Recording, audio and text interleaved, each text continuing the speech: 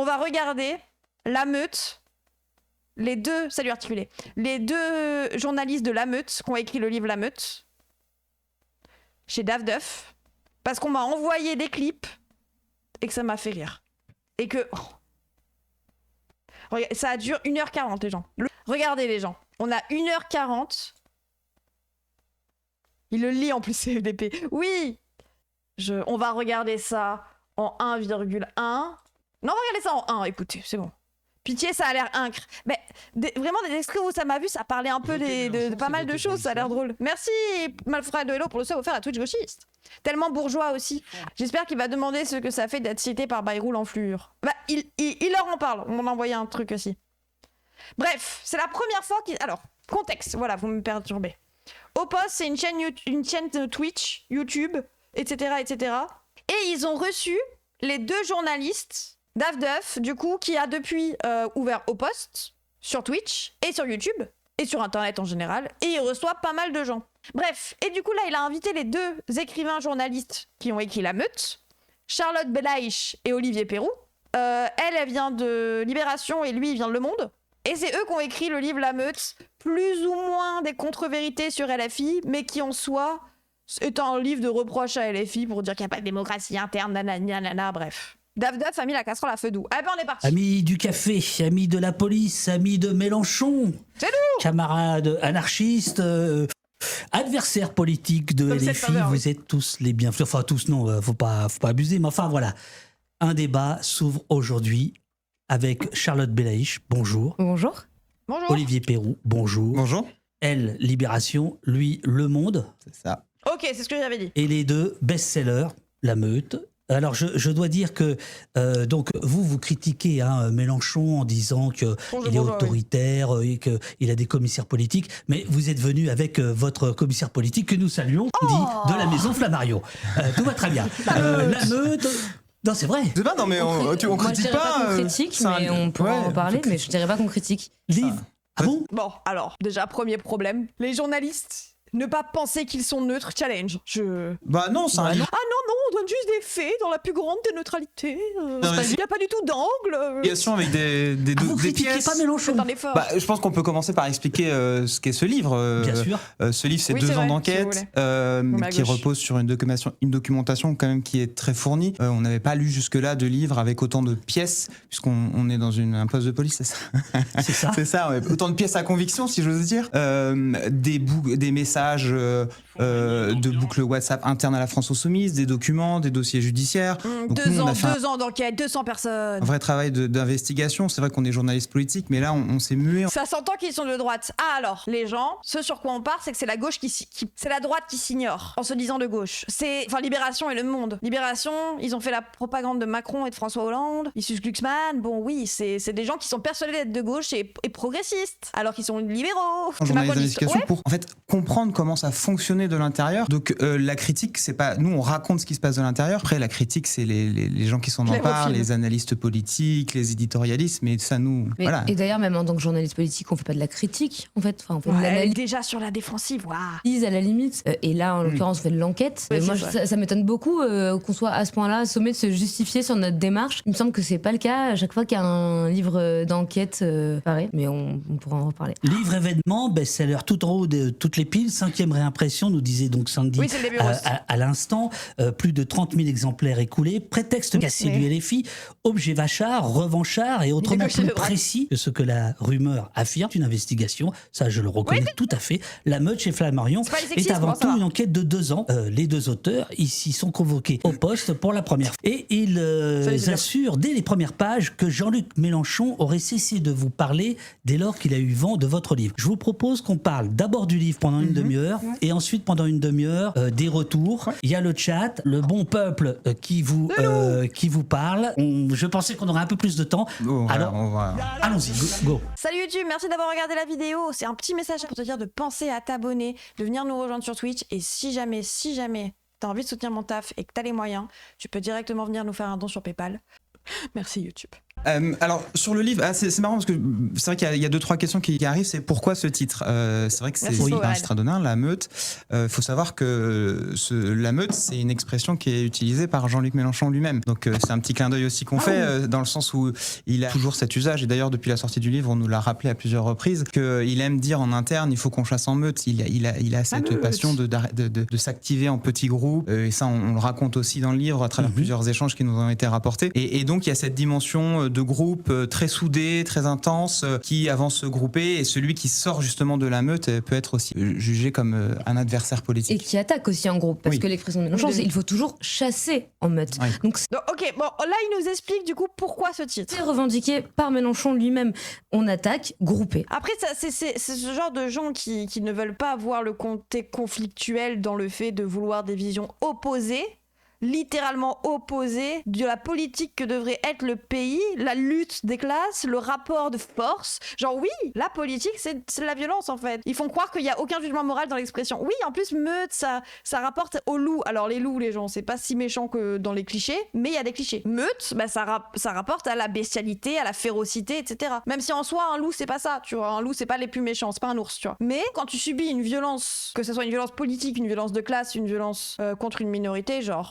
La politique, c'est aussi une violence qu'on subit, je sais pas. Les frérots, Macron, il nous a supprimé le RSA. Pas violent, ça ? C'est pas violent de foutre des gens dans la rue comme ça ? Oui, bon. Il y a le titre et il y a le sous-titre. Parce qu'en fait, le sous-titre, il y a... Oui, les loups mal alpha récupérés par les incels. Les gens, je ne peux pas entendre la meute sans penser à Pirorca, sachez-le. Mélenchon is the new Pirorca ? I don't know. Enquête. Alors donc moi, j'ai tout lu, jusqu'à la fin. Et d'ailleurs, je vais peut-être démarrer à la fin, parce qu'il y a une petite phrase dans vos remerciements qui m'a intrigué. Le sous-titre, c'est « Enquête sur la France insoumise de Jean-Luc Mélenchon ». J'ai plutôt l'impression que c'est une enquête sur Jean-Luc Mélenchon de la France insoumise. Mais c'est ce qu'on explique dès le début du livre. Les deux se confondent et Jean-Luc Mélenchon lui-même le dit. Il a cette formule, il dit « La France insoumise, c'est moi. Et si vous n'êtes pas content, partez, allez militer ailleurs. » Donc ce qu'on raconte, c'est un mouvement qui se confond complètement avec son créateur. Parler de la France insoumise, c'est parler de Jean-Luc Mélenchon. Parler de Jean-Luc Mélenchon, c'est parler de la France insoumise. C'est la même chose en fait. Et d'ailleurs, on l'a vu notamment aux dernières législatives, quand beaucoup de personnes ont été purgées, parfois des personnes qui sont très proches de lui, qui se sont construits politiquement et qui l'ont aidé lui à se construire. Mais Jean-Luc Mélenchon n'a pas apprécié finalement qu'on le critique en interne. Plusieurs fois, on révèle des échanges internes de Boucle Télégramme où il dit, où certains, pas que Jean-Luc Mélenchon d'ailleurs, disent à Raquel Garrido de dégager et qu'il l'assume ainsi, quoi. Il y a cette violence verbale. Alors oui, dans le groupe, alors dans les témoignages, il y a essentiellement des purgés. Garrido, Corbière, Autain. Il n'y a pas Ruffin. Ça, c'est un truc que je me pose souvent la question. Ruffin, il est pas interrogé dans les gens de la meute, il me semble. Et Ruffin, il est pas non plus à l'après. Il est en train d'essayer de faire sa lane un peu éloigné de l'après. Alors, il est en bon contact avec l'après, Ils vont faire les primaires ensemble. Mais il y a un truc bizarre chez Ruffin quand même, qui n'ont pas été purgés d'ailleurs. Si, moi maintenant je suis pour revendiquer le mot purgé. Écoutez, oui, bah posez-vous la question de pourquoi ils l'ont été, genre. Ruffin, il a jamais été dedans. Il a jamais été à la FI. Il était affilié FI, les gens. Bah pareil, il a refusé de témoigner dans la meute. Ok. Aussi au sein de la France insoumise, entre les membres de la direction, le plus souvent. Et c'est intéressant de noter que... Dire LFI égale JLM, c'est un gros raccourci pour dénigrer la gauche. Oui et non, ça reste quand même son mouvement, lui qui l'a fondé, et je préférerais que ce soit les héritiers de Mélenchon qui récupèrent LFI. Les héritiers intellectuels, genre Bompard, genre Mathilde Panot, Clémence Guettet, les gens qui ont le même ancrage que lui, genre Coquerel. Il n'accepte pas la contradiction interne, Jean-Luc Mélenchon, la critique interne, alors que lui-même s'est construit sur cette insoumission. Je rappelle juste parce que jeudi, on va fêter les 20 ans du référendum de 2005, et c'est vraiment un moment de naissance de Jean-Luc Mélenchon. Et qu'est-ce qu'il fait en 2005, Jean-Luc Mélenchon ? Eh bien, il se construit en étant finalement insoumis à la doxa du oui au référendum européen. Donc il commence par désobéir au sein de son parti. Alors, bon, vous avez commencé par dire que vous n'étiez pas critique. Moi, je pense que vous y allez au lance-flamme, et je pense que vous avez le droit de le faire. Mais je trouve étonnant que vous vous cachiez derrière votre petite voix, très sincèrement.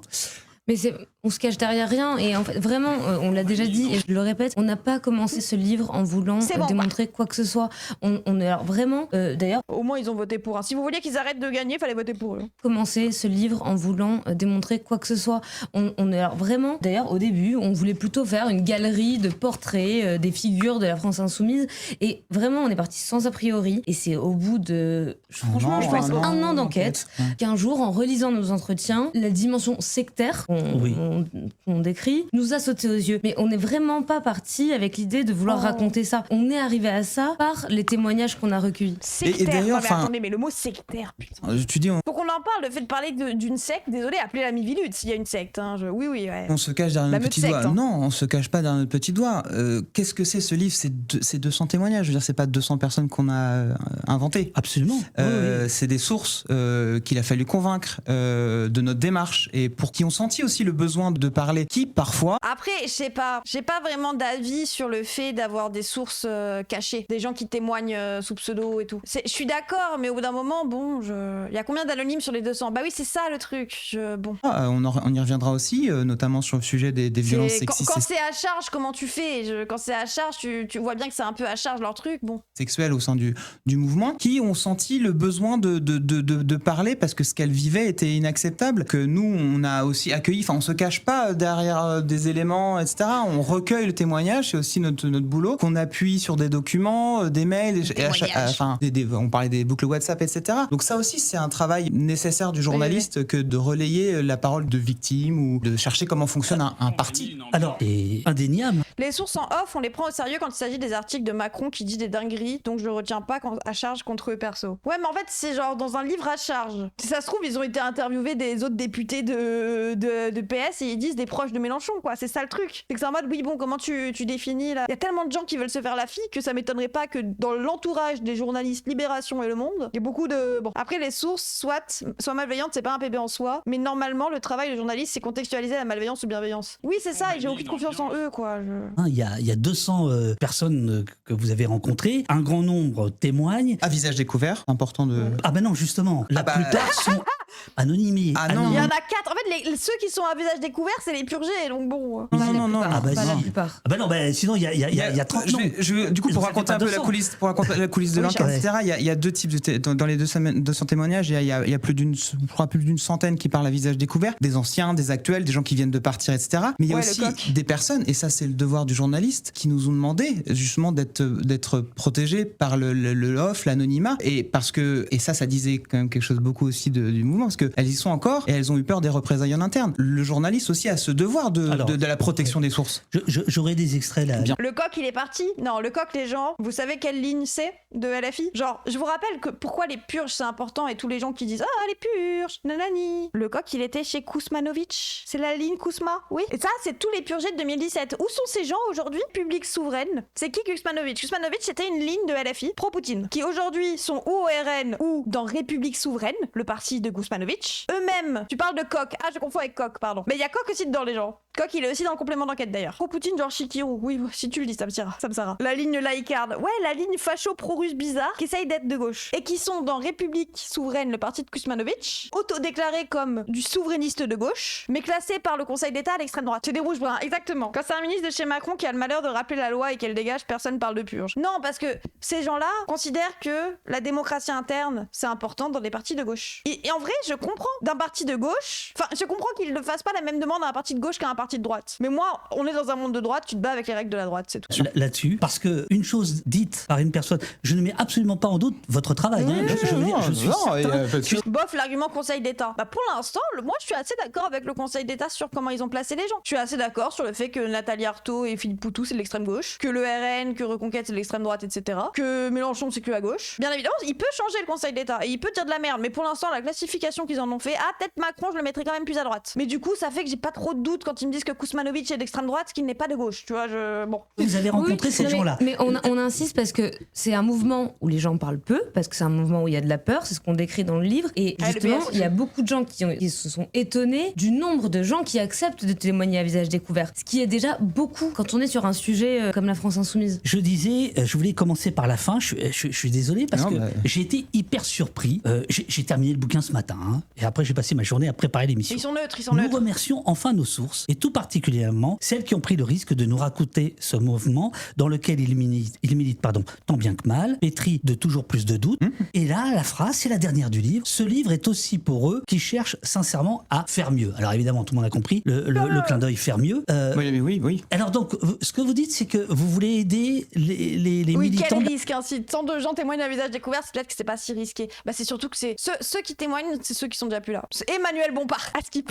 Mais ils ont tout changé ces phrases. Lui, il est pas d'accord, donc. La France insoumise, à s'émanciper de la tutelle de Mélenchon. Quand on a fait tout au long de ce livre, forcément, ça on en reparlera aussi, j'imagine tout à l'heure. C'est une des grandes questions qui est sous-jacente à ce livre, c'est la fin justifie-t-elle les moyens, etc. Est-ce que finalement, en faisant une enquête sur le premier parti de gauche, on n'abîme pas la gauche et on ne sert pas l'extrême droite? Et il y a des gens qui nous ont parlé au sein de la France insoumise et qui ont vraiment été pris au mot de Jean-Luc Mélenchon, qui ont essayé de faire mieux, des militants sincères sur le féminisme notamment, et qui ont pris en pleine gueule, si j'ose dire, l'affaire Quatennens, parce que c'est le point de départ de notre enquête, donc je parle de ça, mais et qui n'ont pas compris, en fait. Il y a eu vraiment une ambivalence totale entre le fait mieux de Jean-Luc Mélenchon du mois de l'été d'avant. Spoiler alerte. Il y a plusieurs visions du féminisme. Les femmes tokenisées. Non, mais en vrai, moi, je veux bien croire qu'il y a des personnes qui ont une vision féministe et une idéologie féministe qui ont mal pris l'histoire Quatennens. Et il y a aussi d'autres personnes qui ont une autre idéologie féministe qui va être une idéologie qui vont plus se rapprocher à ce que il et elle appellent un féminisme anticarcéral ou etc. qui n'est pas vraiment un féminisme anticarcéral parce que même là-dedans, il y a plusieurs divisions ou réhabilitateurs, mais sans parler forcément des victimes, etc., etc. Bref, mais il y a plusieurs visions du féminisme. Donc tu pourras jamais contenter toutes les féministes d'un seul et même parti à gauche. Un moment, quand on ne politise que cette question-là, il y a un problème. Oui, hyper précis que c'est que le mec qui en parle, oui, de fou. Des législatives de la présidentielle, juste avant. Et ce qui se passe 4-5 mois plus tard, quand il refuse finalement de croire à la parole d'une victime. Donc, faut pas croire. Il y a aussi cette méprise sur le livre. Notamment la direction insoumise prend à partie ses propres militants. C'est normal, c'est le jeu, vous allez me dire. Mais en disant, tous nos militants sont la meute. Mais non. Il y a une méprise là-dessus. Non, il y a des militants qui sont sincères au sein de la France insoumise, qui essayent de faire mieux et qui n'y arrivent pas. Et donc certains ont senti le besoin de nous parler. Alors à propos de la direction de LFI, jusqu'à ce matin, je leur ai demandé s'ils voulaient envoyer une vidéo pour réagir. C'était intéressant, par contre, l'histoire Quatennens, c'est la dualité entre lui et Bompard.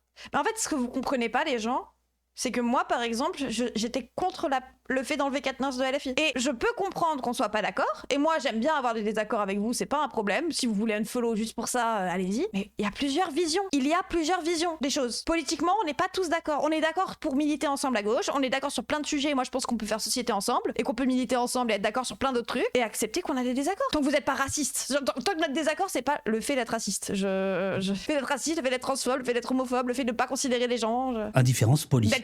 J'avais donné la possibilité pour eux de donner leur point de vue. Ils ne l'ont pas fait. On a retrouvé évidemment quelques réactions ici ou là, dont je vous parlerai en deuxième partie. Je voulais dire que pour l'instant, le chat a l'air de bien se comporter et je tiens absolument à rappeler que ici, les insultes, les trucs antisémites et misogynes et tout ce qu'on veut, ça dégage. Voilà. Donc comme ça, on est très clair. Et là, je soulage Uriel qui est à la modération. Ça dégage.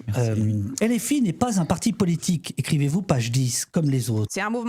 Il ne s'agit pas de coups de colère d'un homme. Pourquoi antisémite? Alors j'ai appris avec leur passage dans le quotidien qu'on a regardé la dernière fois, ou dans C'est ce soir, ou dans je sais plus quoi, que Belaïch c'était un non-juif et qu'il y a des gens qui étaient antisémites avec elle. Pourquoi dire antisémite? Parce que les gens, je pense que c'est pas l'essentiel des critiques, mais je pense vraiment qu'une personne avec un non-juif peut subir de l'antisémitisme et qu'il y a eu des insultes antisémites contre elle. Ça ne m'étonnerait pas que ça vraiment. En plus, si elle me le dit, je la crois. Désolé, mais. Autoritaire, mais de domination, de soumission. Oui, vous avez déjà vu en chat YouTube les gens, les antisémites, il y en a plein. Oui, en introduction. Oui, en fait, nous, ce qui nous a frappé, c'est que ce qui pouvait. Il n'y en a pas eu. Mais dans un chat de gauchistes, j'espère bien qu'il n'y en a pas eu. Mais autant prévenir, mieux vaut prévenir que guérir. Contre une personne avec un nom juif, peut y avoir des antisémites, les gens. Comme une personne avec un prénom, un nom de famille, comme Chikirou, peut y avoir des insultes islamophobes, même si elle n'est pas forcément musulmane. C'est vraiment. Apparaître comme des événements isolés et en fait, le résultat d'un système. Sinon, je prends un exemple, les purges. Alors, la plus connue, c'est celle de l'été dernier, après la dissolution. Et on pourrait penser que c'est une histoire humaine entre Mélenchon et Garrido et Corbière, que c'est le résultat d'un désaccord politique, stratégique, que c'est le résultat de leur traîtrise, pourquoi pas. Ce qu'on démontre, je pense, dans le livre, c'est que ce n'est pas un événement isolé, c'est que tout ça, ça fait système. C'est la façon dont Jean-Luc Mélenchon exerce le pouvoir. Ça répond à une logique qui est celle de... C'est une façon d'asseoir son pouvoir, d'entretenir une forme de docilité. Et c'est en cela qu'on dit que tout ça n'est pas anecdotique et que ça forme... Oui, je comprends bien, Charlotte, mais c'est pas ce que vous écrivez. Vous écrivez, il ne s'agit pas d'un coup de colère d'un homme autoritaire. Et vous dites, c'est un système. Or, tout le bouquin... La violence est un système de système. Et sur le bonhomme. Mais non, vous oubliez les passages sur Sofia Chikirou, par exemple, qui démontre sa violence. La violence. Le Vanier, qui démontre envers une militante féministe aussi des accès de violence verbale, qui est Paul Vanier, qui est le député de la France Insoumise en charge des élections. Enfin, je veux dire, évidemment, c'est ce que Charlotte disait au début, c'est un parti qui se confond avec son leader. Donc oui, on doit parler du leader. Oui,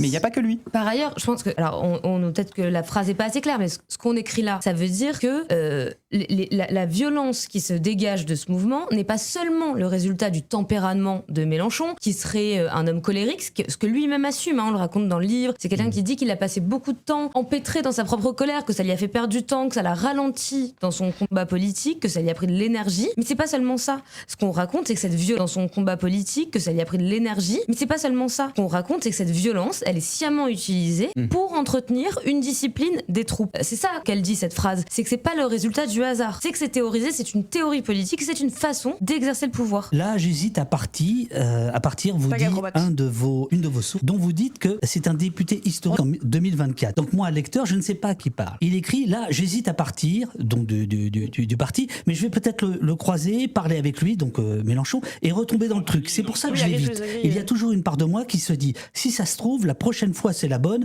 peut-être que c'est lui qui a raison. Est-ce que vous pouvez comprendre que moi, en tant que lecteur, je suis pas tout à fait satisfait parce que je ne sais pas qui parle. Mais David... mais là, on rentre... La violence. Le mot violence m'énerve. Sur le off que tout le monde utilise. Votre bouquin est truffé de off. Bah oui, mais écoutez... C'est le seul. Les off. Enfin, je veux dire, Votre bouquin est truffé de off. Bah oui, mais écoutez... C'est le seul. Enfin, je veux dire, on travaille tous comme ça. Et vous savez très bien que sur ce genre de matière, en fait, ce député, il n'aurait pas parlé. Et puis s'il parle, ce député, si on ne protège pas ce député, si vraiment on ne protège pas notre source, alors on ne protège pas d'autres sources. Et à ce moment-là, on trahit... Pourquoi la personne veut rester à LFI si c'est si dur ? Moi, il y a ça aussi. On parle du fait qu'être militant, c'est tu gagnes rien, etc., etc. Pourquoi tu restes à LFI si c'est aussi dur ? Vraiment, camarade, on ne t'en voudra pas de partir si c'est si dur. L'emprise. L'emprise a fait qu'ils n'ont pas témoigné. Parce que c'est une secte. Bah oui, si ça les dégoûte à ce point, c'est que c'est pas un parti. Tu restes, tu dois bouffer, tu aimes le système, etc., etc. Mais tu penses que tu es payé pour être militant ? Les gens de l'Après, ils sont toujours payés. Il y a l'Après qui t'ouvre grand ses bras. Pourquoi ils sont encore là ? J'ai rien contre vous, camarade. Mais si c'est si dur, vraiment, vous n'y gagnez rien. On ne gagne rien à militer. Tu n'es pas payé parce que tu es un militant. En soi, tu peux être d'accord avec le programme et les idées, mais pas avec les méthodes de management, par exemple. L'Après, ils ont le même programme, vas-y. Oui, mais on a une chance de gagner. Ah, donc c'est le pouvoir. C'est pour la chance de gagner que tu veux. Bah alors accepte. C'est peut-être que s'ils ont une chance de gagner, c'est peut-être pour une raison aussi. Et aussi sa confiance. Je sais que c'est important le contrat avec les... Oui, quand tu chies sur LFI, t'as une place sur tous les plateaux, les gens. Le lecteur, et notamment le lecteur d'un journal. Mais aussi la confiance envers le journaliste. Alors je sais c'est très érodé depuis des années, etc. Mais l'off est nécessaire. Vous-même, toi-même, David, tu as fait des enquêtes et on sait que c'est important. Si on commence à casser l'off, plus personne ne parle. Par exemple, je fais pas de comparaison entre LFI et l'extrême droite, mais tous les journalistes qui enquêtent sur l'extrême droite, ils peuvent plus enquêter sur l'extrême droite. Tous les policiers ou tous les journalistes qui enquêtent sur des faits de police, etc.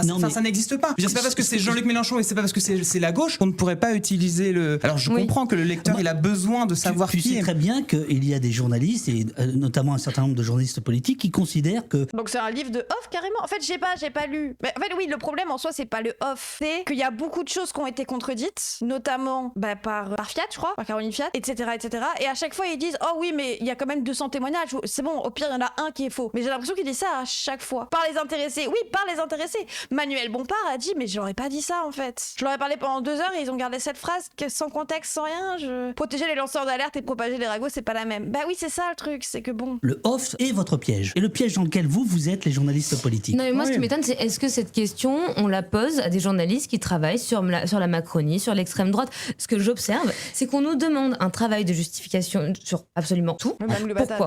Et alors, on nous accuse d'avoir fait un livre politique. Là, je regarde ce qui est écrit sur le chat depuis tout à l'heure. Il y a des gens qui disent pourquoi à un an des municipales ? Pourquoi sur ce parti ? Sur ce parti, parce que nous sommes précisément des journalistes en charge de la gauche. Donc, quand on suit la gauche, c'est logiquement, on a voulu s'intéresser au premier parti de gauche aujourd'hui. Il n'y a pas d'agenda caché. C'est notre travail.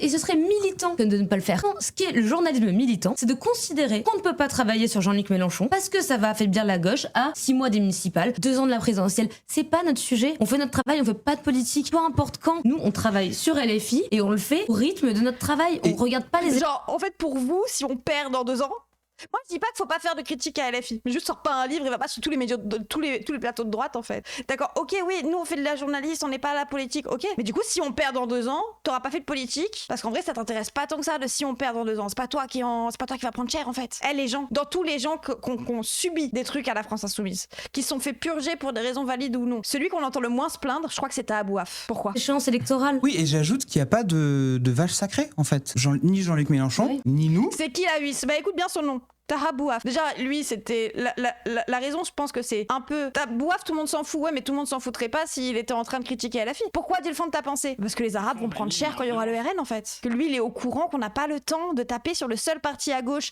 qui est à peu près bien solide, les gens. Oui, il y a des critiques à faire. Ils vont voter la loi fin de vie cet après-midi, ça me pète les couilles, en tant qu'handicapé. Mais si demain le RN passe, Tahabouaf, il va prendre cher, hein, les gens, je suis désolée. N'importe quel parti politique. Quand il y a eu des enquêtes sur des partis politiques, comme l'UMP à l'époque, comme le PS, des livres sur le PS et sur les manigances au PS, nous-mêmes, moi j'en ai fait un sur le PS quand même, ou encore plus récemment... Autopsie d'un cadavre. Voilà, donc on va pas m'accuser... Toi, les titres, c'est ton affaire.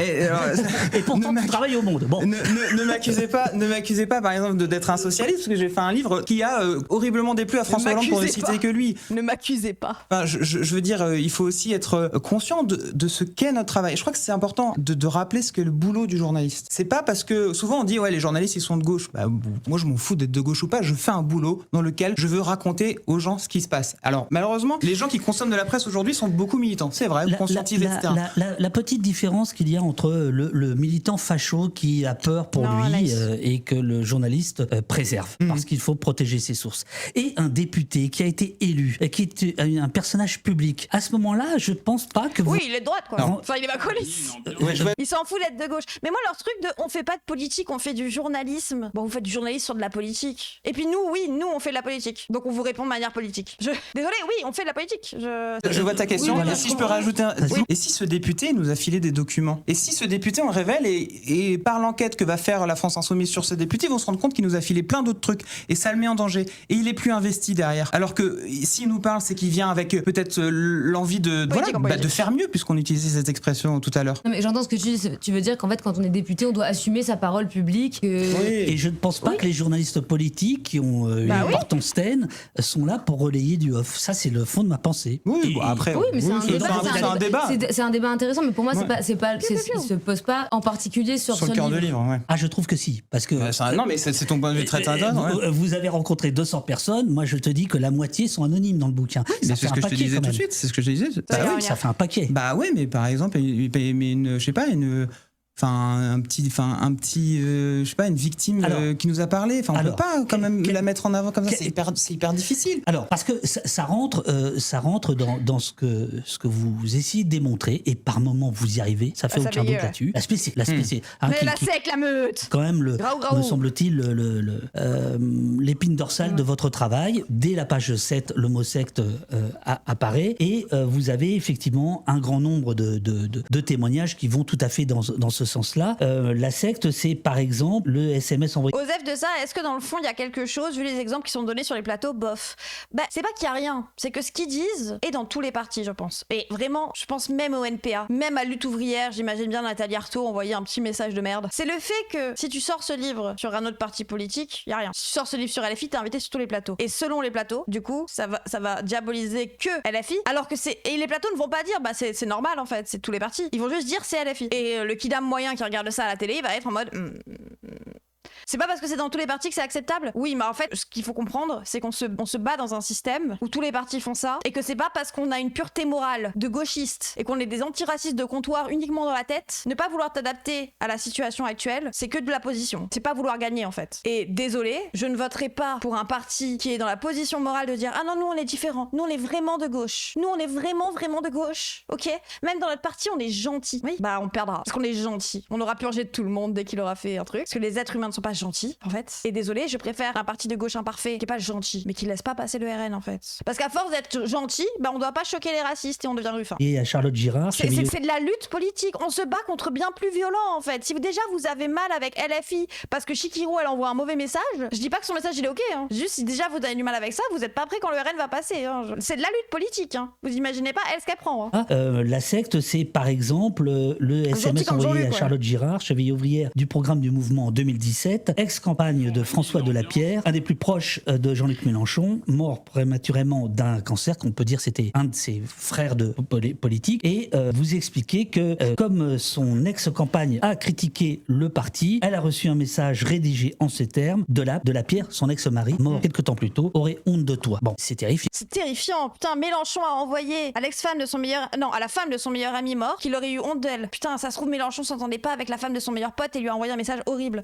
Mais c'est un message privé. On connaît pas la relation. Non mais vraiment, ton meilleur ami vient de mourir, toi et sa femme vous vous entendez pas, vous vous envoyez des vacheries. Putain, Mélenchon est un être humain. Ça se trouve elle-même aurait pu lui envoyer ça. Enfin genre oui, vraiment depuis la mort. Si vous aviez vu ma famille, c'est pas ouf. Mais si j'adore ma mère, si vous avez vu les messages que ma famille s'est envoyés au décès de mon grand-père, pas parce qu'ils se détestent, pas parce que c'est des mauvais êtres humains, parce que désolé, quand il y a une chose aussi horrible qui vient de se passer, genre un décès, les gens dans le privé peuvent être des merdes parce qu'ils souffrent. Après ça légitime pas le fait de faire ça, mais genre les gens, quand je m'engueulais avec des gens à l'HP, et c'est à propos de quoi qui dit ça, je sais pas les gens, mais bien évidemment que ton meilleur ami vient de mourir, t'es persuadé de connaître ce qu'il aurait pensé, et ça se trouve tu t'engueules avec sa femme, il y a moyen que tu t'embrouilles en privé en fait. Je peux m'embrouiller avec ma mère au téléphone, ça n'est pas de moi une merde, oui bah c'est indécent. Oui, on fait tous, vraiment, si vous pensez que vous avez aucune violence dans vos messages dans ce genre de contexte, je dis pas que vu que c'est dans le privé, on a le droit de dire ce qu'on veut dans le privé et être méchant, mais pensez que les gens s'embrouillent dans le réel. C'est ça que je comprends pas. Qu'est-ce que vous avez vu d'autre vous appelleriez sectaire? Qu'est-ce qu'on appelle sectaire? D'abord, selon nous, alors déjà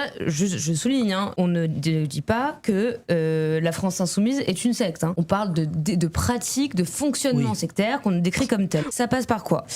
D'abord, ce qui est assez frappant à la France insoumise, c'est la foi que les militants ont en Jean-Luc Mélenchon. Pour moi, d'ailleurs, on la voit en tic de fonctionnement sectaire qu'on décrit comme tel. Ça passe par quoi?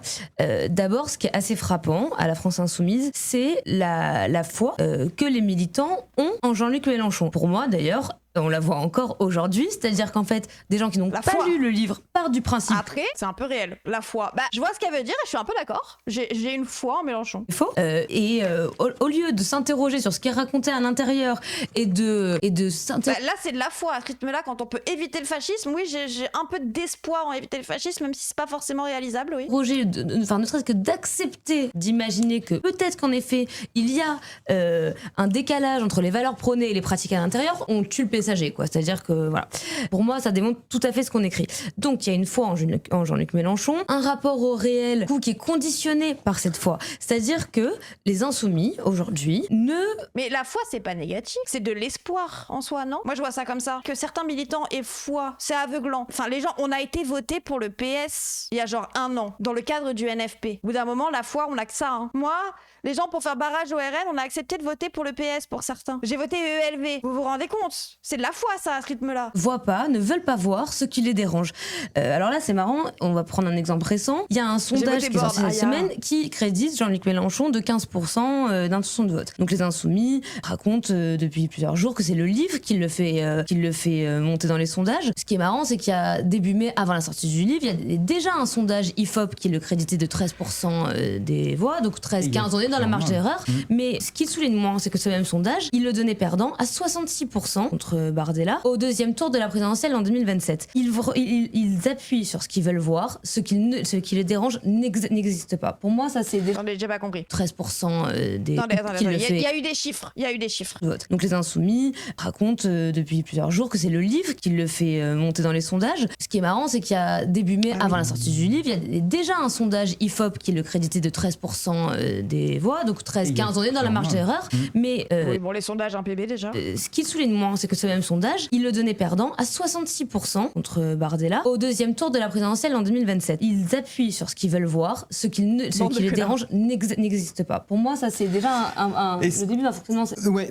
exactement. Trop bizarre, non mais trop bizarre. Comme tous les militants et tous les partis. Non mais après, vous avez pas vu les sondages, les gens. Les derniers sondages qui sont sortis, moi je les ai vus. Je déteste les sondages, je déteste. Mais c'est un peu drôle parce que ça veut rien dire. Déjà, c'est des sondages à 2 ans de la présidentielle. Enfin, vraiment, ça n'a aucun sens. Mais j'avais jamais vu Jean-Luc Mélenchon aussi haut dans les sondages. Honnêtement, ça m'a même un peu choqué. Regardez, il avait jamais été aussi haut. Il avait jamais vu autant de ciel. Il est même derrière le chat pour vous dire à quel point il est haut. Je pensais même pas qu'ils étaient capables de faire ça dans les sondages. Hein. Ils ont trouvé combien de... Hey, ils ont pas trouvé assez de menteurs tellement je m'assois. Du coup, moi, j'ai vu ça. Non, ma vision du graphique. Hein. C'est moins de 35, mais je m'en fous. Mais je n'avais jamais vu une charte avec Jean-Luc Mélenchon aussi haut. Et je n'y crois quand même pas, hein, je vous rassure. Hein, mais ça m'a fait un peu bizarre. Et d'ailleurs, c'est les moins de 35. Non, mais que ce soit les moins de 35, les plus de 35, les morts, même les morts. Je suis choquée. Je ne crois pas en les sondages des gens. Le micro, pardon. Pardon. Oui, il y a ces histoires de sondages. D'ailleurs, je rajouterai sur ces histoires de sondages que Manuel Bompard, je crois que c'est pendant les européennes, je suis pas sûr, faudrait vérifier, fait un excellent blog avec lequel je partage beaucoup de choses, dans lequel il explique qu'il ne faut pas croire les sondages. Oui, il y a toute une commission d'enquête qui explique que c'est quand même bizarre, qu'il y a une marge d'erreur, mais que LFI fait quand même 7 points de plus, que Jean-Luc Mélenchon est crédité à 15 la veille et fait 22 au présidentiel. C'est que la marge d'erreur est quand même énorme et que Zemmour était crédité aussi à 15 et a fait 7. C'est qu'au bout d'un moment, l'échantillon représentatif, il est plus dans le sens de Zemmour que dans le sens de Bompard. Oui, il y a eu des Zemmour même à 19. Oh, bah. Je vais vous dire. Mais donc voilà. Non mais ça explique déjà justement qu'on reprend. Voilà, revenons sur la dimension de la secte. On a énormément de témoins. C'est l'usage de la terminologie sectaire, de l'emprise, etc. Oui, croyez dans les sondages, sinon vous êtes dans une secte. La meute. Énormément de témoins qui nous parlent. Je pense à Sergio Coronado qui nous explique que c'est comme dans Matrix, on vous branche, on vous débranche. Ou aussi, par exemple, il y a ce militant insoumis, enfin même plus ce responsable, cet élu local dans le Nord, Julien Poix, qui se rend compte qu'il est effacé parce qu'il a eu l'outrecuidance à la sortie d'un débat sur François dans le Nord de se rapprocher un peu trop de Marine Tondelier, et on lui reproche dans des messages finalement de ne pas avoir la ferveur insoumise. Donc il sera effacé des photos, il sera supprimé de certaines boucles. Donc voilà, c'est autant d'exemples. Putain, l'imaginaire. Mais ils se rendent compte au moins qu'ils font exprès de convoquer l'imaginaire stalinien. Que des exemples pour soutenir cette thèse. Mais on est d'accord qu'ils peuvent pas être aussi d'élus. Mélenchon égale Staline. Bah c'est un peu le parallèle que ça fait dans ce qu'ils disent. Supprimer les photos, ils convoquent l'imaginaire des photos de Staline. Oui, de fou. Mais je sais même pas s'ils le font exprès. Je pense qu'ils le font limite inconsciemment. Hein. Ou alors ils le voient vraiment Mélenchon comme Staline. Je sais pas. Exemple qui montre que justement que celui qui est pas dans la ligne, eh ben il est mis de côté, alors que finalement ce que disait Julien Poix, il défendait le fond, il défendait le programme, etc. Non, c'est juste sa méthodologie médiatique qui ne plaisait pas à la direction de la France Insoumise, pardon, et a fortiori à l'époque à Adrien Quatennens. À l'inverse, puisqu'on parle d'Adrien Quatennens, il faudra le défendre coûte que coûte. Pourquoi ? Parce que Adrien Quatennens, à l'époque, il incarne l'héritier potentiel de... Mais il y a plein de gens qui sont encore à LFI qui ont été contre Quatennens, c'est très virulent, genre. Enfin, l'argument, oh là là, les gens qui ont critiqué Quatennens se font purger, ils n'osent pas parler. Plein de gens qui ont critiqué LFI qui sont encore là-bas, qui étaient contre Quatennens, qui sont encore là-bas. Comment ils expliquent que Quatennens ne soit plus à la LFI, à la FI? Les pressions, les gens ne voulaient pas. De Jean-Luc Mélenchon. Donc s'attaquer à l'héritier potentiel, c'est forcément s'attaquer à Jean-Luc Mélenchon. Et à ce moment-là, puisqu'il faut le défendre, le fils prodige, eh bien, on va mettre les moyens, la FI va mettre les moyens au service du financier, du parti, médiatique, de la communication, au service de la défense du fils prodige. Donc, il y a ce 2 poids, 2 mesures à chaque fois. Selon si on est... Ils ont des affects, c'est un ami à eux, peut-être qu'ils l'ont défendu à cause de ça. Enfin, je n'ai pas envie de défendre... Enfin, vous m'avez saoulé. Mais ce que je veux dire, c'est que peut-être qu'ils ont défendu Quatennens parce que c'était leur pote. Et oui, ça crée un problème de défendre son pote dans ce genre de situation, je suis d'accord. Mais les gens, on appelle ça des affects. Comme vos affects de profème ont fait que quand Macron se prend une baffe de Brigitte, vous pouvez pas du tout penser et imaginer que c'est des violences conjugales. Les affects. Proche ou pas du chef. Et ça se vérifie sur l'argent, puisqu'il y a des chapitres qui regardent, et sur les violences sexistes et sexuelles aussi. Alors il y a par exemple un dénommé Kevin Loquet qui vous raconte recevoir un mail quand on donne 10 ans de sa vie et de son énergie pour un homme et un mouvement politique, c'est rude. Sous-entendu qu'il avait été éjecté. Mais quand on emploie le terme secte, normalement, secte, il y a une emprise sur ta vie privée. Là, c'est pas le cas. Là, on parle de rapports qui sont durs, qui sont violents, qui sont métal, ok, mais on n'est pas dans l'emprise sur les enfants, sur la conduite de ta vie privée, etc. Mais bien sûr que non. Alors pourquoi employer ce terme de sectaire ? Je suis pas sûr de comprendre la question, mais le terme de secte, c'est un terme, nous on le met en avant, d'ailleurs, pas dans notre bouche, mais parce que la secte. C'est utilisé par gens qui sont en interne. Dans les 200 témoignages, dans les 200 interviews qu'on fait, pour une très grande partie, à chaque fois qu'on coupait le micro et que l'interview se finissait, ils disaient j'ai participé à ça, quoi. Alexis Pierre, putain, l'emprise. Raquel Garrido, ils ont purgé des gens aussi. Quand Charlotte Girard s'en va, ils ne disent rien à l'époque. Et avant, il y en a eu d'autres. Quand d'autres personnes ont aidé donc chacun sort et c'est ça que, cette terminologie d'emprise, c'est que quand quelqu'un sort du truc, il se rend compte, il dézoome sur sa vie comme quelqu'un qui sort d'une secte et se dit putain, j'ai participé à ce genre de choses, à des purges, à des critiques internes, à des mises au banc régulières et répétées. Et par ailleurs, on parle de sectarisme politique. Oui, en effet, ce n'est je pense qu'ils y connaissent rien au secte. Une secte. Les gens ne donnent pas d'argent à Jean-Luc Mélenchon, leurs enfants ne sont pas sous emprise. En effet, on parle de sectarisme politique, c'est-à-dire que c'est un mouvement où la contradiction, où le débat n'est pas le bienvenu. C'est ça aussi le sectarisme politique, c'est le fait de ne pas vouloir, de ne pas accepter l'altérité, une autre pensée, c'est ça, et y compris au sein de la gauche. Enfin, c'est ça qui est quand même manifeste dans ce mouvement. Je viens de voir un message passer. Le chat. C'est défilé. J'ai pas vu qui l'a dit. Ouais, mais j'ai pas vu qui. Donc je m'excuse, mais il dit et c'est écrit le parti se renforce la purge, renforce le parti. Bon, ça, donc ça c'est une vieille phrase. C'est un vieux truc léniniste. Voilà. Mais on raconte une scène assez formidable qui se passe au moment des amphis en 2024. Donc vraiment au moment 2023, donc au moment où la gauche est en train de préparer, s'est réunie après la NUPES, etc. Et donc c'est Laurent Baumel, député frondeur pour le rappeler, qui rentre, socialiste frondeur à l'époque, très unitaire, très pour la ligne de l'union de la gauche, y compris de discuter encore aujourd'hui, il est pour discuter avec les insoumis, etc. Et il rentre dans la tente, il discute avec Mélenchon, et Mélenchon lui fait comprendre qu'il ne comprend rien à ces histoires de congrès socialiste, que c'est la même chose depuis des années et des années, et il lui dit mais pourquoi vous débarrassez pas tous ces cons, de tous les opposants ? Mais oui, arrêtez de faire de la vraiment, on y pense fort. Arrêtez de faire de la démocratie interne. Arrêtez d'avoir une ligne gauche et une ligne droite. Arrêtez d'avoir des full libéraux et un peu libéraux. Ça ne fait pas un parti cohérent. Hein. Séparez-vous. Mais pas, je vous dis pas juste débarrassez-vous d'eux. Juste faites deux groupes. Mais arrêtez de militer au même parti. Vous n'avez pas les mêmes idées. Purger le PS revient à le détruire, désolé. Mais non, mais tu fais PSA et PSB. Comme le NPA. Donc ça dit aussi quelque chose de la façon dont Jean-Luc Mélenchon conçoit la politique et sa façon de faire de la politique au sein de ses partis. Et d'ailleurs, puisqu'on disait au début que c'était systémique, c'est organisé comme tel au sein de la France Insoumise. Mais au moins chez LR, ils sont tous racistes, quoi. Il fait le PG, il fait le parti de gauche, il fait le front de gauche, il fait le parti de gauche, il fait le parti de gauche, il fait le front de gauche. Mais au moment du parti de gauche, avant de faire la France Insoumise, en 2014-2015, ça marche pas très bien, il y a des défaites électorales, c'est pas. Et puis il y a des courants internes encore à l'époque au sein du parti de gauche. Oh, et ce qui se passe, c'est que il commence à voir pointer le début d'une critique interne sur la stratégie. Est-ce qu'il faut faire l'union de la gauche? Est-ce qu'il faut rester sur le populisme de gauche, etc. Il accepte pas ça, Jean-Luc Mélenchon. Un an après, qu'est-ce qu'il fait? Il crée la France Insoumise, où justement il n'y a pas d'entité à l'époque, il n'y a pas de courant interne. Ok, donc si tu es à LFI et que tu n'es pas d'accord avec LFI, comme Jean-Luc Mélenchon qui n'était pas d'accord avec le PS, tu quittes et tu fais ton propre parti. Oui, mais il faut garder l'appareil, nanani. Mélenchon l'a fait avec le PS, hein. Il s'est auto-purgé. Bah, l'après, c'est ce qu'ils ont fait d'ailleurs. Mais du coup, l'après, ils sont pas d'accord, c'est pas bien l'après. Parce que eux aussi, ils ont quitté non, ils ont été purgés pour refaire un parti dans la vision qu'ils voulaient, se baser. Partez et faites un parti dans la vision que vous voulez, comme Mélenchon a fait. Tout se passe autour de lui. Il se libère d'un poids qui est la démocratie des partis. Alors après, on peut débattre, si vous voulez, pendant des heures de est-ce que c'est bien, ça rappelle la question du début, la fin justifie-t-elle les moyens, etc. Mais en tout cas, ça dit quelque chose de sa façon de diriger. La phrase, c'est elle, je crois que vous la citez, du socialiste allemand Ferdinand Lassalle, tirée d'une lettre adressée à Karl Marx en 1852, concluant par la fameuse formule « Le parti se renforce en s'épurant », et c'était en exergue de « Que faire » de Lénine. Voilà. Ah, donc... Voilà.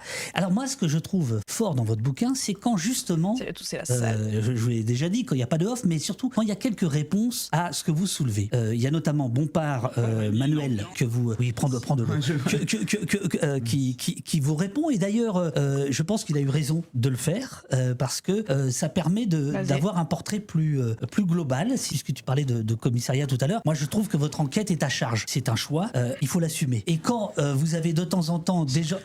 Enfin, je te coupe, mais c'est ton analyse. C'est ton analyse, mais bon bah il assume pas. J'ai arrêté. T'as déjà fait des enquêtes, j'imagine. J'en ai fait plein des enquêtes. Voilà, exactement, etc. Je suis sûr que les personnes sur qui tu as fait des enquêtes ont toutes dit à un moment donné, c'est à charge, vous nous défoncez, etc. Non, il y a toujours le contradictoire. Quand on n'est pas là pour, mais il y a du contradictoire là. En quoi il n'y a pas de contradictoire? Et s'il n'y en a pas, c'est parce qu'ils ont refusé de le faire. La seule personne qui a accepté de le faire, c'est Manuel Bompard. Il sait même pas qu'il a accepté. Il a été mandaté. Ça, c'est la conseillère communication qui nous le dit à l'Assemblée nationale 2 jours après avoir vu Manuel Bompard. Personne vous répondra. Manuel a été mandaté pour faire ça. Mandaté. Le mot, il est important quand même. Néanmoins, vous, et alors là, c'est tout à fait votre droit, vous utilisez, me semble-t-il, donc oui, il fallait accepter. Ils ont lu le livre, ils l'ont pas aimé. Bon, et ils n'ont pas le droit. Et maintenant, ils osent parler. Ils ont la démocratie. Conversation que vous avez pu avoir avant, ça, il n'y a aucun problème avec ça. Là, les gens qui viennent vous reprocher ça, savent pas comment ça fonctionne. Et par exemple, Paul Vanier. Et je trouve que quand Paul Vanier... argument Hanouna, je suis d'accord de fou. J'arrivais pas à faire le parallèle. Mais oui, argument, on invite à la fille tout le temps, ils viennent pas. Bah oui, peut-être parce que pour eux, ça ne leur semble pas légitime. Enfin, parce qu'ils ne veulent pas légitimer ta chose qui pour eux n'est pas réelle. Tu fais un livre qui pour eux est faux de fou, ils veulent pas te donner une légitimité en plus, que je trouve ça un peu normal. C'est comme moi, j'ai pas envie de primaire, donc j'irai pas voter aux primaires. Si jamais il y a une primaire de la gauche, et même si Mélenchon y va, je n'irai pas voter. Le livre n'est pas à charge, la preuve, il n'y a pas de contradictoire. Non, la preuve, on leur a proposé. Vous répond sur l'aspect sectaire, nous sommes page 152. Bien sûr qu'on est des gens disciplinés, organisés, groupés, et on considère que ça fait partie de notre force. Mais Jean-Luc n'est pas du tout un esprit dogmatique, se défend-il. C'est consenti. Tout ça, il n'y a pas de contrainte. On fonctionne par adhésion. Est-ce que vous vous dites pas de temps en temps, il ait pu attendre un petit peu, avoir un peu plus de contradictoire, le livre aurait gagné en épaisseur. Et du coup, on attend pour être plus près des municipales, mais du coup, si on attend, du coup, on est plus près des municipales, donc on manipule les municipales, et puis après, c'est la présidentielle. Enfin, on sort jamais un bouquin, sinon. Et par ailleurs, je pense qu'attendre n'aurait rien changé à leur décision. C'est bon, vous êtes pas de gauche et vous en avez rien à foutre de si on perd. Moi, c'est juste ça que j'entends, en fait. Oui, je suis d'accord. Dire oui, du coup, on le ressort plus tard. Moi, tout ce que j'entends, c'est on trouve pas qu'il y a un bon moment ou un mauvais moment sur le fait de taper sur la gauche. Parce qu'en vrai, on veut taper sur la gauche à n'importe quel moment.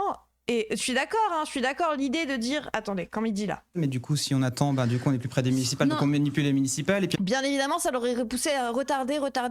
Mais en fait, il y a eu un moment où dans leur cerveau, ils se sont dit, on va faire ça, quoi. On est en 2025. Donc en 2023, ils se sont dit ça. Après, un deuxième tour en 2022, où le RN a été au second tour contre Macron. Ils se sont dit, c'est le moment de taper sur la gauche. Oui, je suis d'accord, mais en fait, ça veut dire que vraiment, pour ces gens, la politique, c'est du spectacle. C'est un truc qu'on peut commenter comme ça, sans qu'il y ait d'incidence sur leur vie. De petits bourgeois blancs de Paris. C'est pas eux qui vont prendre cher quand il y aura le RN. C'est pas capital pour leur vie, quoi. Après, c'est la présidentielle, on sort jamais un bouquin. Et par ailleurs, je pense qu'attendre n'aurait rien changé à leur décision. On aurait pu attendre 2 mois, 3 mois, 4 mois, 6 mois, ça n'aurait rien changé. D'ailleurs, je précise que Sophia Chikirou nous a envoyé une mise en demeure quand on lui a envoyé une nombreuse demande de contradictoire avec des questions tellement précises. Elle pouvait supposer ce qui allait être écrit dans le livre. Elle nous a envoyé une mise en demeure, nous demandant de ne pas publier le livre. Pour prouver notre bonne foi, on a retardé la publication du livre pour lui donner plus de temps pour répondre. Elle n'a jamais répondu.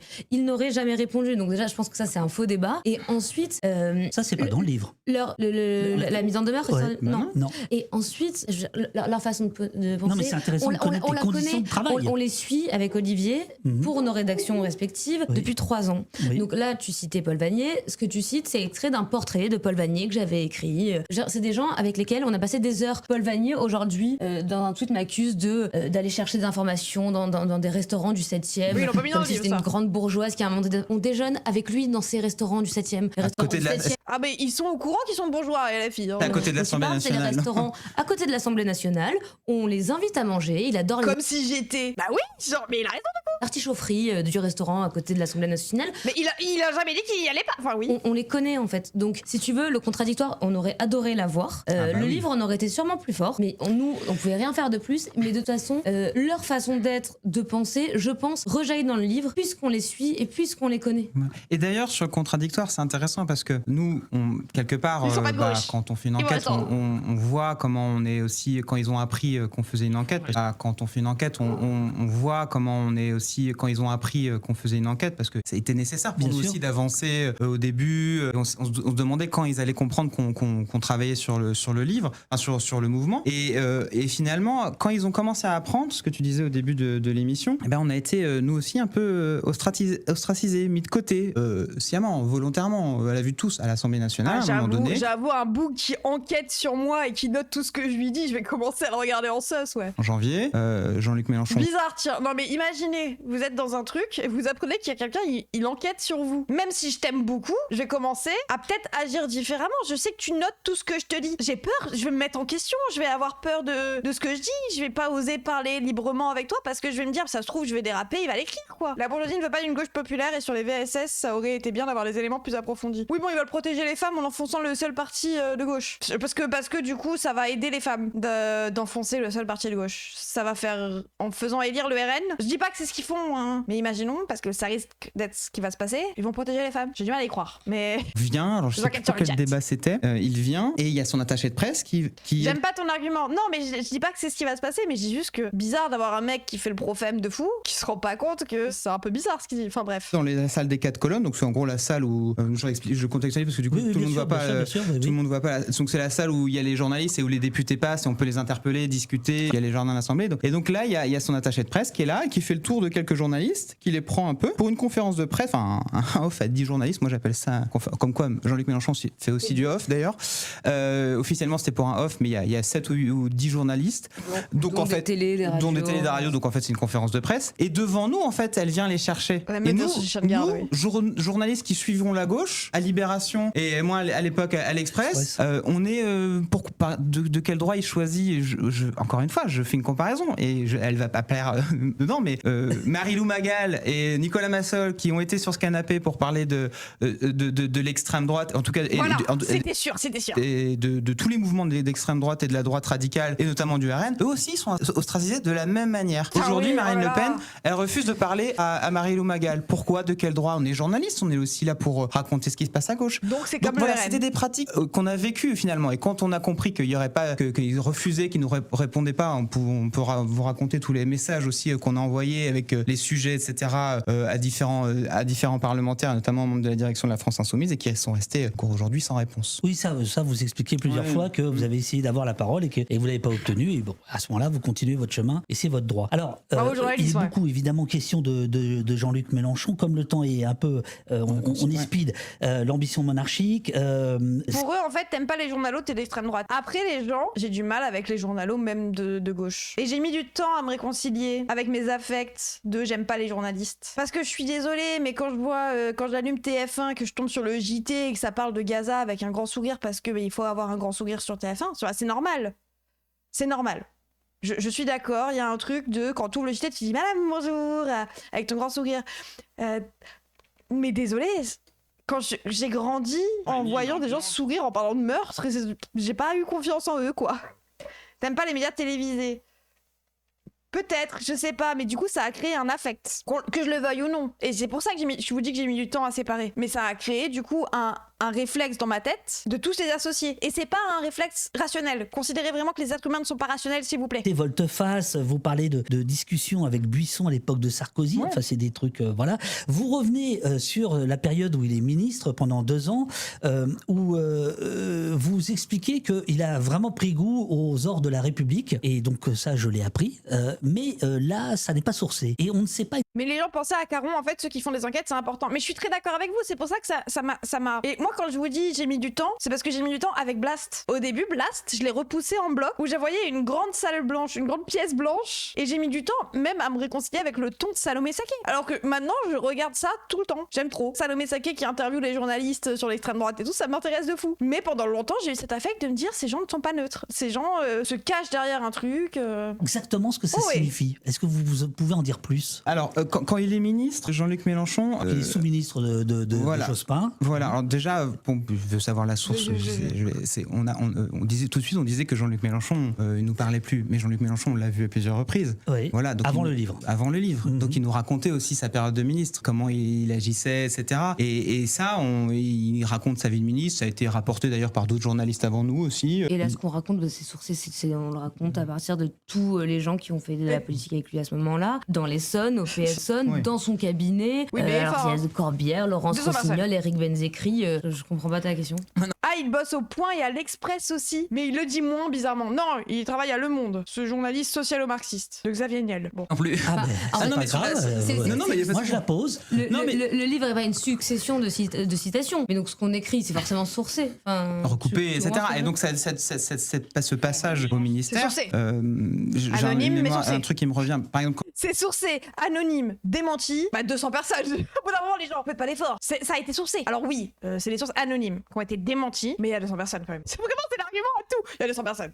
Quand j'ai sorti le livre sur le PS, Jean-Luc Mélenchon le demande, donc on se voit dans un café, etc. Et on reparle. Après, la protection des sources, oui, mais il y a eu un démenti. Il y a des démentis des personnes qui sont citées comme sources. Alors, je dis pas que toutes les sources sont fausses, mais il va falloir quand même que tu me donnes un autre argument que 200 personnes. Moi, je veux bien penser qu'il y a beaucoup de choses réelles. Et en plus, moi, je suis pas en train de vous nier en bloc le livre. Il y a sûrement beaucoup de choses bien vraies dans le livre. D'ailleurs, je les crois sur les messages, etc. etc. Mais déjà, je suis pas d'accord avec la critique qu'on est faite. Genre, la critique, quand on me dit il n'y a pas de démocratie interne à LFI, je suis d'accord. Parce que moi, je vois pas ça comme une chose négative. Donc, je remets en question ta critique qui en est faite. Et c'est pour ça que le démenti, c'est important. Parce que, oui, si tu ne dresses qu'une vision négative du fait qu'il n'y ait pas de démocratie interne, et que tu présentes pas à des gens qui s'y connaissent pas forcément le fait que pas de démocratie interne, ça peut éviter le PS aussi, et que si on a des mouvements à gauche sur lesquels il n'y a pas de démocratie interne, c'est aussi une réponse au fait que le PS, vraiment le PS, juste le PS, le PCF aussi. De ce moment, notamment dans un café République, on reparle de cette période de ce moment, notamment dans un café République, on reparle de cette période quand il était ministre, et d'ailleurs lui-même adore en parler, et c'est très intéressant d'ailleurs parce que à cette époque, en effet, il croit beaucoup en Lionel Jospin. D'ailleurs, ça nous sert dans le livre à raconter un peu aussi la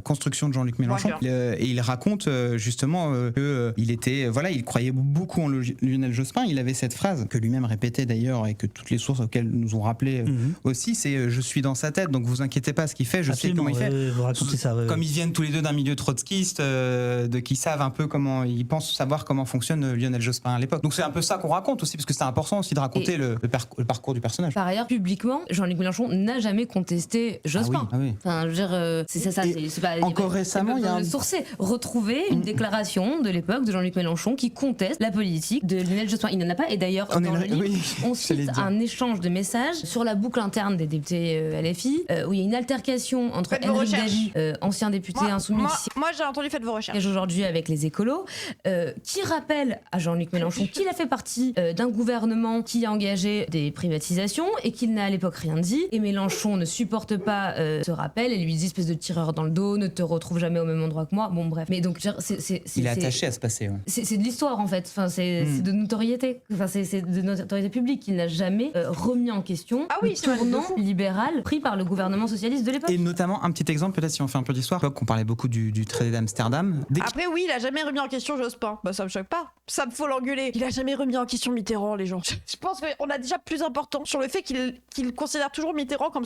son vieux. J'ai beaucoup plus de reproches à faire à Mitterrand. Il arrive, en fait, Lionel Jospin fait campagne sur la remise en cause de ce traité. Dès qu'il arrive, comme le François Hollande des années plus tard, il revient pas sur la règle budgétaire européenne. Et là, du coup, il y a toute l'aile gauche du PS. À l'époque, c'était Julien Drey qui mène une fronde, qui critique terriblement, et Jean-Luc Mélenchon s'oppose à Julien Drey en lui disant non, surtout on ne rentre pas en confrontation avec le gouvernement, avec Lionel Jospin. Alors, ce qui est intéressant, c'est que le chat, en partie, pas d'un seul homme ou d'une seule femme, en partie dénigre vos sources. Là, je viens de voir à l'instant que citer Davy, c'est du foutage de gueule, etc. Bon. Mais pourquoi le chat. Un message.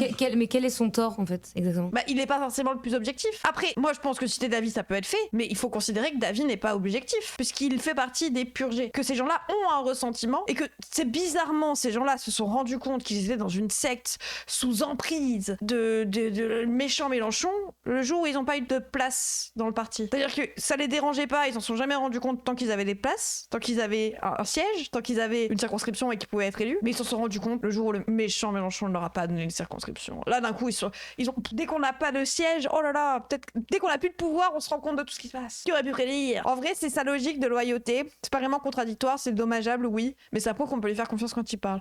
Oui, et puis ça peut être mis en question. Et puis vous pouvez comprendre aussi les affects. Genre, je sais pas. Enfin, moi, un affect peut être mis en question, mais on peut aussi être en considération le fait que, il y a plein de gauchistes, par exemple, qui ne remettent pas en question ou qui n'arrêtent pas de parler à leurs darons parce que leurs darons sont un peu racelards, parce que leurs darons votent à droite. Je parle de moi aussi, hein. Je peux vous dire, les conversations de Noël, ça y va à mon train. Et je leur rentre dedans quand ils font des choses comme ça. Mais ça reste mes darons que j'aime, genre. Et je pense le vieux, c'est pareil avec Mitterrand et avec Jospin. Il les a côtoyés dans le vrai monde. Genre moi, moi, mon vieux, il vote LR, les gens, hein. Je peux vous dire que dès qu'on parle... Un jour, il m'a dit la précarité étudiante, c'est peut-être que les étudiants font pas d'efforts. J'étais en face de lui, je peux vous dire, on s'est engueulé, hein. Mais je continue d'aimer mon vieux. MDR. Ah, il me l'a sorti. Il y avait aussi ma grand-mère à la retraite en face, donc bon. Enfin, il faut le justifier, ça. Je pense que ça va être justifié. Ouais. Alors, parce que moi, je regarde aussi depuis tout à l'heure. J'aimerais un peu mieux comprendre aussi pourquoi on me reproche d'être proche de Raphaël Glucksmann. Vraiment, je pose la question, hein, parce que pourquoi pas Olivier ? Pourquoi moi, en particulier ? En quoi je suis proche de Raphaël Glucksmann.